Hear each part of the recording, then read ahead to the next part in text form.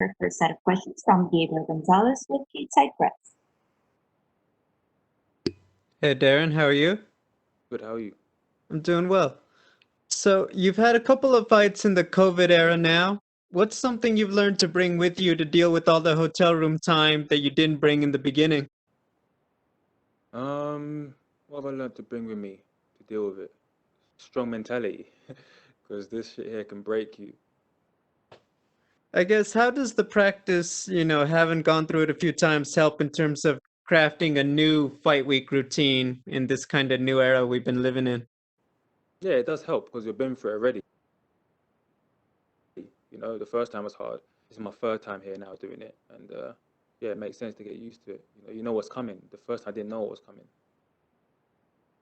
With all of the increased lockdowns in the UK, I mean, how's the travel in terms of getting back? Do you have to do a lot of long quarantines before you're able to leave, come back, etc.? When you get back, I think you quarantine for 2 weeks, from what I remember. Unless it's always, it's always changing. Government's always changing something. But normally when you get back, it's like 2 weeks of quarantine. In terms of the travel, yeah, travel is headache. Every minute, wear your mask, wear your mask, wear your mask. If you're sleeping, they'll tap you and say, put on your mask. Like, it's crazy. Just to turn the focus finally, just your thoughts on Eryk Anders as an opponent and what he brings. Good opponent, brings a fight. I like to bring a fight as well. Which is what you're meant to do in this game, just fight, no running. Looking forward to it, Darren, and best of luck. Thank you. Thank you. We'll take our next set of questions from Jordan Ellis with Locate MMA.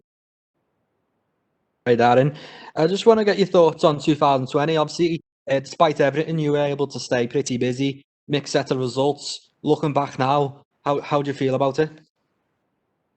Depends what part of the year you're talking about, how am I looking at it. Yeah, had my first submission win the UFC, great.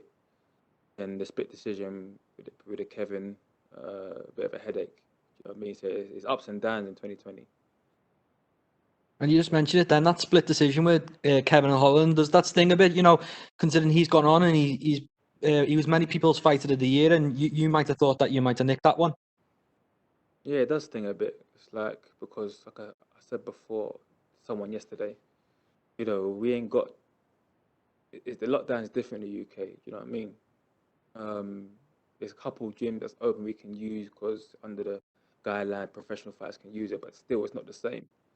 So more time I'm not in the gym, I'm out on the road training, I'm out in the park training.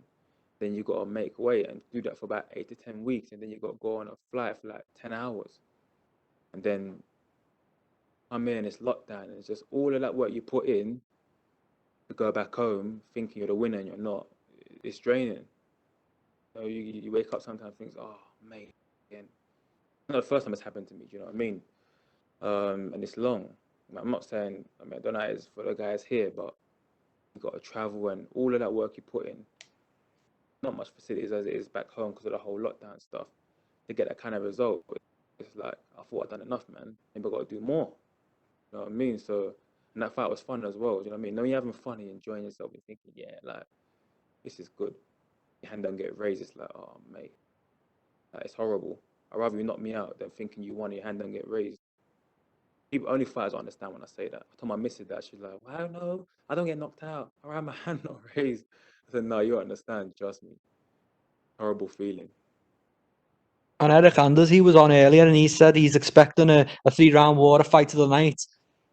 What are you expecting from this fight? How do you avoid that type of decision happening to yourself again? Just do more work. Do more work, do the best I can. And yeah, it's all about getting the bonus, man. That's what I'm on now. Big fight, big scrap, I mean, you're supposed to come here and fight. It's not no running business, you know what I mean? So he's looking at fight of the night, I'm looking at fight of the night. Get the money for the family. Do you know what I mean? That's what I'm on. Okay, good luck with it, mate. Look forward to watching. Cool, man. We'll take our next set of questions from Gavin Porter with UFC.com. So one of the things that Eryk said when he was on the call earlier was that his previous losses at middleweight were guys point fight. Do you feel like that's kind of been similar in your career, guys, at point fighted you just to avoid the fight? Point fight in which way? Do you mean hit and run, or do you mean like, oh, the holding me against the cage, I'm losing on points? Both of them. Yeah, yeah. Answer the question. Correct. And so then he said the thing that excites him most about this particular fight is he doesn't expect that out of you. He knows what kind of fighter you are. You bring the fight. Is that also what excites you most about this matchup? Is the type of fighter he is? Yeah, man. Why I like to scrap, man? Like, you knock me, I knock you out. All these points. There's too many rules in the MMA game. Do you know what I mean? Too many rules, and someone can hold you against the cage, and they're not doing F all, but you're losing because your back's on the cage, or they can put you on the floor and they're not doing nothing to you, but your back's on the floor, so you're losing. So in the judges' eyes, they're controlling you. Too many rules, man. Just go and fight, bruv. Yeah, you hit me, I hit you. You know what I mean? We just keep going at it. You know what I'm saying? And then someone's got a drop, or even if you keep going at it and it goes to decision, whatever. Let's say, for example, worst case scenario, at least you're going at it. You know what I mean? Go get the bonus. Go get the bonus. Go get your money. All this point scoring shit, man. It's long. You know what I mean? Don't get me wrong. Fight's a fight. Like, there's gonna be times where you swing and you might back a bit, and you might, it's part of the fight game. But in terms of hit and run and just holding you there, yeah, it's long. I come to fight. I don't come to play MMA. I'm not here to play MMA. I've done the MMA thing, and yeah, I've won. And people will say, yeah, win's a win. Or never happy. I mean, I didn't get to UFC playing MMA. You get me? UFC brought me on. They like me because I come to fight. No matter what, like I will dig deep. Like like deep waters. No one likes deep waters. I love it in the deep waters. No, like you're banging. Oh, he caught me. I caught him. Crowd's going wild. No crowd, but yeah, I'm trying to say, like, I'm all about that. You know what I mean? Than hit and run, and it's long, or hold you against the cage. Yeah, it's long. When you and your team have studied Eryk and what he does well and what he brings to the octagon, what about his skill set? He likes to fight. No one likes to fight. That's what makes me dangerous. What makes him dangerous. No one likes to fight. So Last question is, in terms of matchups, coming off of your last fight, does that make you more hungry knowing that last result and how it kind of went versus coming into this fight and maybe three? definitely makes me more hungry. Definitely makes me more hungry. You know what I mean? At the same time, you got to control it, though. You know what I mean? 'Cause at the end of the day, I'm still professional.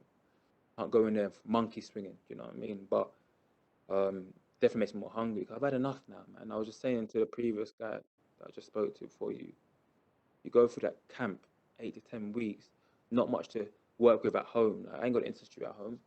You know what I mean? And you're out on the road, you're doing stuff in the park, and then you're doing it for 8 to 10 weeks, and then you come here and it's just full lockdown, and you can't go use like proper saunas. You have to use portable sauna, infrared. We know infrared takes longer. You have to make weight, and it's like all of that would put your heart out, thinking you won and you didn't. Yeah, it stings.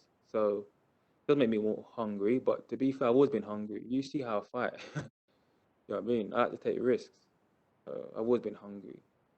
But yeah, it would maybe a bit more hungry. You can always get a bit more hungry, like I'm feeling now. Thank you. That's all we have for you today, Darren. Thank you.